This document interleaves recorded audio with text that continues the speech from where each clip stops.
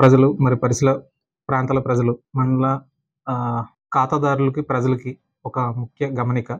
ఇటీవల కాలంలో తరచుగా మన పరిసర ప్రాంతాల్లో కస్టమర్లు వారి అకౌంట్ నుంచి కొన్ని డబ్బులు మాయమవుతున్నాయని చెప్పి మనం తరచుగా వింటున్నాము. ఈ సందర్భంగా కస్టమర్లకి కొన్ని ముఖ్యమైన విషయాలు బ్యాంక్ తరపున చెప్పాల్సింది ఏంటనగా, మీ వ్యక్తిగత ఖాతాల డబ్బుల ఉపసంహరణకు బ్యాంకు మరియు బ్యాంకు అనుసంధానమైన బీసీ పాయింట్ల వద్దకే వెళ్లాలని కోరుచున్నాను. అత్యాధునికమైన టెక్నాలజీతో ఫెర్టిలిటీ ట్రీట్మెంట్ అందిస్తోంది మెడిసి ఐవీఎఫ్. ప్రైవేటు బీసీ పాయింట్లకి వెళ్ళడం వలన మీ ప్రమేయం లేకుండా మీ యొక్క వేలిముద్రలు వేసి ఆధార్ లింక్ అవ్వడం చేత మీ వ్యక్తిగత ఖాతాల్లో డబ్బులకు భద్రత లేకుండా ఉంటుంది.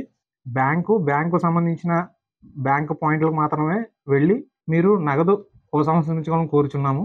అలాగే ముఖ్యంగా మీ అకౌంట్లో డబ్బులు ఏమన్నా మీ ప్రమేయం లేకుండా కనుక వ్యక్తిగతంగా కట్ అవుతే కనుక వెంటనే సదరు ఖాతా ఉన్న బ్యాంకు వద్దకు వచ్చి లిఖితపూర్వకంగా కంప్లైంట్ ఇచ్చి, రెండో ముఖ్యమైన పని ఏం చేయాలనగా, మన సైబర్ పోర్టల్లో కానీ లేకపోతే మన పరిసర ప్రాంతంలో ఉన్న పోలీస్ స్టేషన్ నందు ఎఫ్ఐఆర్ అనేది లిఖితపూర్వకంగా ఇచ్చి తీసుకోవాల్సి ఉంటుంది.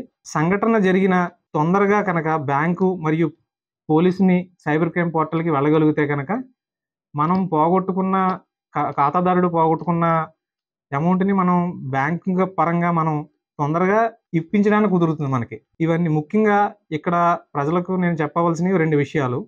ఒకటి, ఎన్పిసిఐ లింక్ చేసుకున్న వ్యక్తి ఇటీవల కాలంలో తరచుగా రిజిస్టర్ ఆఫీసులకు కానీ, రైతు భరోసా కేంద్రాలు కానీ, రకరకాల చోట్లకి వేరే డబ్బులు ఉపసంహరణ కోసం వెళ్తున్నప్పుడు మెయిన్ జాగ్రత్త పడవలసింది, ఆధార్ అనే ఒక యాప్ మన ప్లేస్టోర్లో దొరుకుతుంది. ఆ యాప్ని ప్రతి ఒక్క వ్యక్తి డౌన్లోడ్ చేసుకొని అందులో రిజిస్టర్ అయ్యి మనకి అవసరమైనప్పుడు మాత్రమే దాన్ని ఓపెన్ చేసుకొని, అవసరం లేనప్పుడు దాన్ని లాక్ చేసుకోవడం అనేది ఉత్తమం.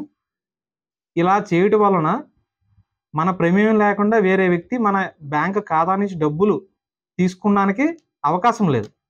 రెండో ఇంపార్టెంట్ ముఖ్యమైన గమనిక ఏంటంటే, తరచుగా మనకి బ్యాంక్ నుంచి ఫోన్ చేస్తున్నామని, లేకపోతే వేరే వ్యక్తుల నుంచి ఫోన్ చేస్తున్నామని ఫోన్ కాల్స్ వస్తూ ఉంటాయి. ఆ ఫోన్ కాల్స్ వచ్చినప్పుడు కూడా బ్యాంకు సంబంధించిన ఇన్ఫర్మేషన్ ఏమీ చెప్పకండి.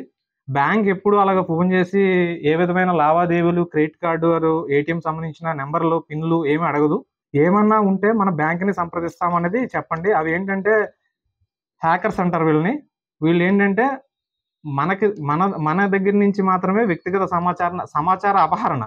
ఈ సమాచార అపహరణ చేయడం వల్ల మన వ్యక్తిగత ఖాతాలో డబ్బులు మాయమవడమే కాకుండా మన పేరిట వేరే అసాంఘిక కార్యకలాపాలు కూడా జరిగే అవకాశం ఉంది. ఈ దృష్టిలో ఖాతాదారులందరూ జాగ్రత్త పడవలసి ఉన్నది. కానీ పాన్ కార్డు కానీ ఎక్కడ పడితే అక్కడ విచ్చలవిడిగా ఊరికనే ఇవ్వకండి.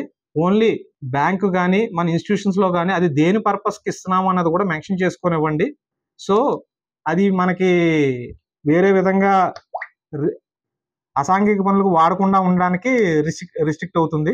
కాలంలో మనకి వినబడుతున్న ఏంటంటే, ఇంకొక ప్రజలకు ముఖ్య గమనిక ఏంటంటే, కొంతమంది కుర్రోళ్ళు వాళ్ళు ఏం చేస్తున్నారంటే, వారి అకౌంట్లకి ఈ ఆన్లైన్ గేమ్స్ ఆడి అక్కడ కూడా కొంచెం ఇన్ఫర్మేషన్ ఇవ్వడం వల్ల కూడా డబ్బులు పోగొట్టుకోవడం జరుగుతుంది. వాటి విషయంలో కూడా మన వ్యక్తిగత ఖాతాలకి భద్రత లేకుండా పోతుంది. సో మన మండలంలో ఈ మధ్యకాలంలో అడపాదడపా కస్టమర్లు మనకు వచ్చి మామూలుగా చెప్తున్నారు, అంటే మేము అకౌంట్లో ప్రీమియం లేకుండా గబుక్కున పోతుందని.